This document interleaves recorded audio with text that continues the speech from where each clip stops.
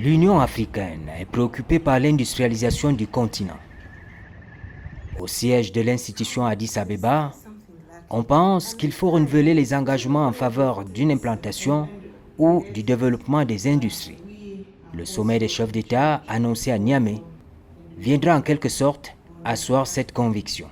Nous avons été instruits par l'Assemblée générale, par les chefs d'État de l'Union africaine, d'organiser un sommet sur l'industrialisation pendant la semaine de l'industrialisation.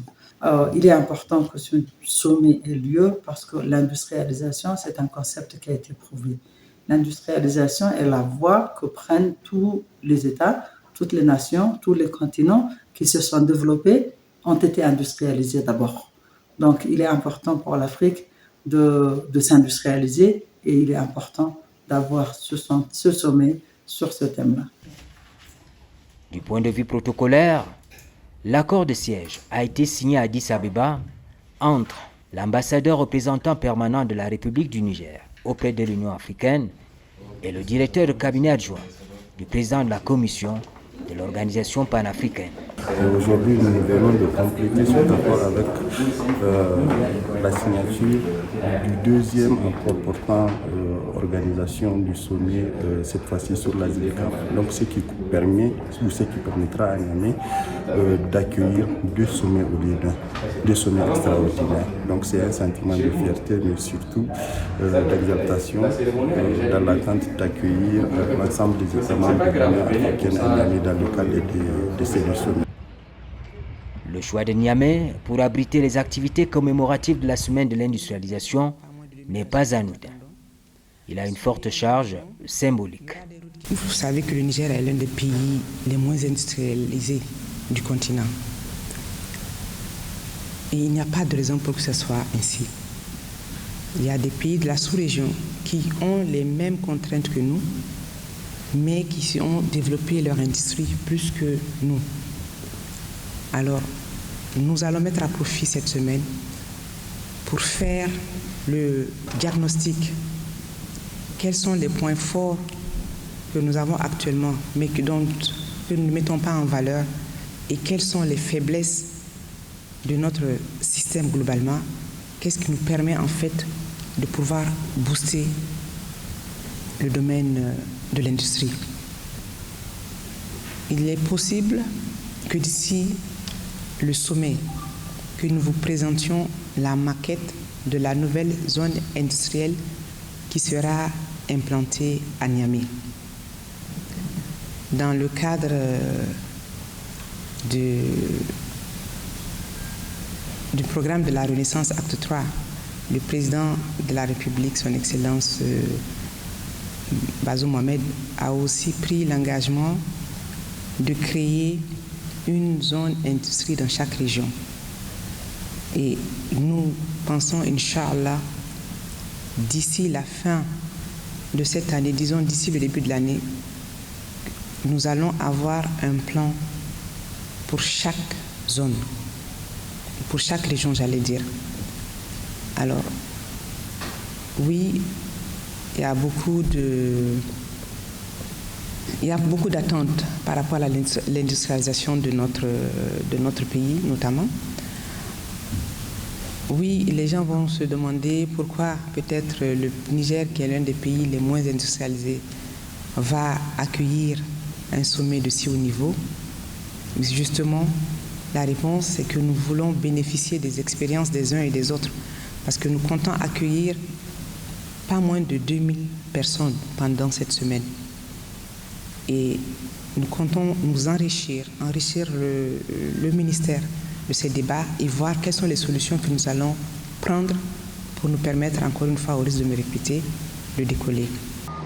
Renouveler les engagements en faveur d'une industrialisation et d'une diversification économique inclusive et durable. C'est l'enjeu premier de ces assises qui remettent en première ligne nécessité pour les États africains de s'adapter aux procédés industriels qui apportent rationalisation et hausse de productivité. Dans le temps, nous avons eu plusieurs fois des actions ou des stratégies, des politiques qui ont été proposées pour le développement industriel du continent. La dernière grande stratégie en date est AIDA, la stratégie pour le développement industriel accéléré de l'Afrique, qui a été adoptée par les chefs d'État en 2008. Il est opportun maintenant que cet engagement soit renouvelé, que tous les États membres reprennent cet engagement pour le développement économique, pour le développement industriel de leur pays. Parce que le développement industriel, le développement économique, c'est un acte souverain, conscient, souverain et national. C'est au niveau des nations que ça se passe, c'est au niveau des pays que ça se passe. Le développement industriel, ça ne se passera pas au niveau de l'Union africaine ou d'Addis seulement. Tous les États membres doivent être engagés à prendre les actions nécessaires pour le développement industriel, donc le développement économique de leur pays. Les grands décideurs, à savoir les chefs d'État, ils comptent sur nous tous pour que l'industrialisation de l'Afrique ne soit plus un vain mot, pour que nous arrêtions d'avoir des remords, de nous plaindre que c'est la faute de X ou de Y. Il faut que nous prenions notre destin en main. Et c'est ce qu'ils attendent de nous, que nous enrichissons les débats pour leur permettre de prendre les décisions adéquates, pour nous permettre de nous lancer dans l'industrialisation de l'Afrique, qui, comme nous le savons, aucun pays, aucun continent ne peut se développer. Il ne peut pas y avoir de développement économique sans industrialisation. Nous avons la chance d'avoir eu la ZLECAf qui a été mise en place par les chefs d'État, mais il faut que nous puissions donner un contenu à la ZLECAf. Et le contenu, cette zone de libre-échange, son contenu, c'est l'industrialisation, c'est la transformation de nos matières premières pour permettre cet échange entre les pays africains et même l'exportation sur d'autres continents. Il est grand temps, et c'est maintenant qu'il faut saisir cette opportunité. Nous sommes un des continents, sinon le continent le plus riche en matières premières de toutes sortes, qu'il s'agisse de matières minérales, qu'il s'agisse de matières agricoles, mais il est grand temps que nous mettions en place cette force commune pour passer à l'étape d'industrialisation. Et l'objectif, c'est que nous puissions ensemble, parce que on ne peut pas, on s'enrichit plus mutuellement quand on crée une synergie entre nous. Et c'est ce que nos dirigeants attendent de nous, qu'il y ait une synergie entre tous les pays d'Afrique pour que nous ne nous fassions pas toujours la concurrence, mais que nous travaillions la main dans la main pour le développement de notre continent. Sur le terrain à Niamey, une délégation de près de 30 personnes de l'Union africaine vient d'effectuer une mission d'évaluation des préparatifs du sommet extraordinaire des chefs d'État. Cette mission d'évaluation a passé à revue tous les aspects techniques que vous pouvez imaginer dans le cadre des préparatifs du sommet. Cela allait des conditions d'hébergement, du dispositif logistique dans sa globalité, des documents de travail, de tout ce qui est événements parallèles, le contenu de ces événements parallèles, tout ce qui est attendu, en passant par le protocole, tout ce que vous pouvez imaginer, tout cela a été passé à revue avec l'équipe de l'Union africaine et l'équipe du Niger sur place. Donc tout cela s'est fait dans la plus grande cordialité, avec beaucoup de facilité, mais aussi dans un climat de travail, comme si nous constituions tous une seule et même équipe. Tout s'est très bien passé. Niamey est prête pour accueillir l'Union africaine. Nous rentrons satisfaits et sereins. La réunion s'est très bien passée. Ce n'était qu'un remake de la réunion que nous avions eue en mars cette année, où nous avons fait une mission d'évaluation. et où un accord pour l'organisation a été signé. Nous avons été amenés à retourner à Niamey pour rediscuter cet accord parce que les dates de l'organisation du sommet avaient quelque peu été modifiées. Les réunions des experts et les réunions des ministres chargés de l'industrie et de l'économie qui devaient avoir lieu au tout début de la semaine de l'industrialisation ont maintenant été portées au début de la première semaine du mois de novembre, le 3 et le 4 pour les experts et le 7 pour les ministres. Donc nous sommes retournés à Niamey pour rediscuter avec les autorités là-bas sur l'organisation de cette deuxième tranche des réunions.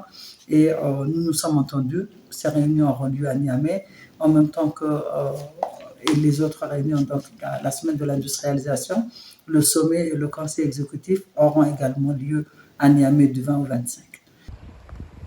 C'est un défi pour les autorités nigériennes qui attendent ce sommet pour pousser au loin le processus d'industrialisation locale. Et pour cela, toutes les ressources sont mises à contribution. Nous avons créé une synergie entre le ministère en charge de l'industrie, le ministère du Commerce, l'ANEC, l'Union africaine et aussi les autres partenaires. Nous avons identifié et préparé les événements parallèles importants pour le Niger et pour l'Afrique qui vont permettre en fait à nos grands décideurs de prendre les décisions nécessaires. Ce sont ces événements qui vont enrichir en fait le sommet. En gros, en tout cas, toutes les conditions sont réunies pour que le sommet sur l'industrialisation de l'Afrique et aussi la session extraordinaire sur la ZLECAf soit un autre succès, à l'image, comme je le disais tout à l'heure, de la conférence des chefs d'État qui a eu lieu en 2019 ici à Niamey.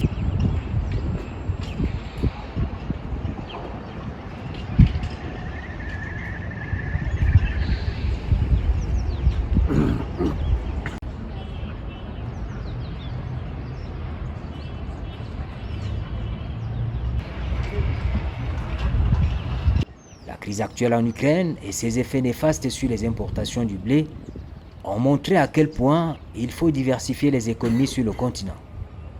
L'Union africaine saisit avec à propos cette occasion favorable pour répondre à un besoin économique pressant.